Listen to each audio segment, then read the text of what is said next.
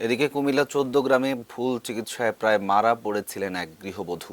২৭ লাখ টাকা ব্যয়ে উন্নত চিকিৎসায় জীবন ফিরে পেলেও এখন তার পরিবার নিঃস্ব প্রায়।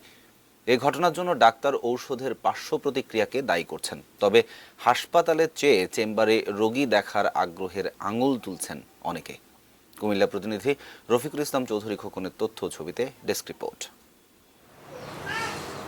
নার্গিস বেগম ১৪ গ্রাম উপজেলার ঘোলপাশা ইউনিয়নের যুগিরখিল গ্রামের প্রবাসী খোরশেদ আলম স্ত্রী। জ্বর কাশিতে আক্রান্ত হয়ে গত বছরের ১৪ অক্টোবর ১৪ গ্রাম উপজেলা স্বাস্থ্য কমপ্লেক্সে চিকিৎসা নিতে যান। নার্গিসকে দেখেন আবাসিক চিকিৎসক ডাক্তার গোলাম কিবরিয়া টিপু। কিছু পরীক্ষা নিরীক্ষা করার পরামর্শ দিয়ে নিক্সন 20 মিলি ইঞ্জেকশন সহ ওষুধ লিখে দেন ওই চিকিৎসক।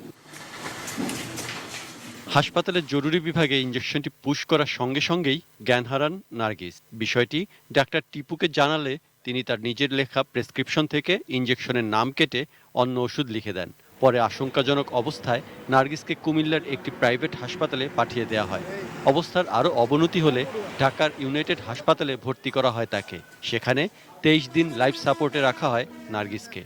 ইঞ্জেকশনটা পুশিং করার সাথে সাথে আমার অজ্ঞান হয়ে গেছে। ফার্স্টে বমি করে দিচ্ছে, এরপরে বলে আমার পুরো শরীর জ্বলে যে আমারে সারি দেন আর ইঞ্জেকশন দিয়ে না। একটা বাচ্চারা তার ইঞ্জেকশনটা দেওয়া দিচ্ছে। নার্গিস বেগমের শারীরিক অবস্থার কিছুটা উন্নতি হয়, তবে এরই মধ্যে চিকিৎসায় প্রায় ২৭ লাখ টাকা ব্যয় করে নিঃস্ব হয়ে পড়ে তার পরিবার। আর যত টাকা আমার যায় কিন্তু যত সময় সব কিছু বিশ্বাস করছি এই মেয়েটা লাগুলি। আমার যায় আসলে আমি বহুত সুখে আছিলাম, সুখের মাঝে এখন দুঃখে বসছি।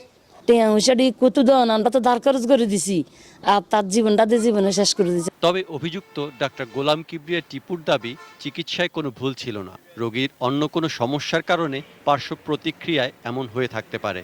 একজন ইনজেকশনের কারণে এরকম হাইপার সেন্সিটিভ রিঅ্যাকশন হইতেই পারে, এটা অস্বাভাবিক কিছু না। এটা আমাদের গাইডলাইনও লেখা আছে এবং প্রত্যেকটা ইনজেক্টেবল আইটেমের লেখা আছে যে পার্শ্ব প্রতিক্রিয়া হইতেই পারে।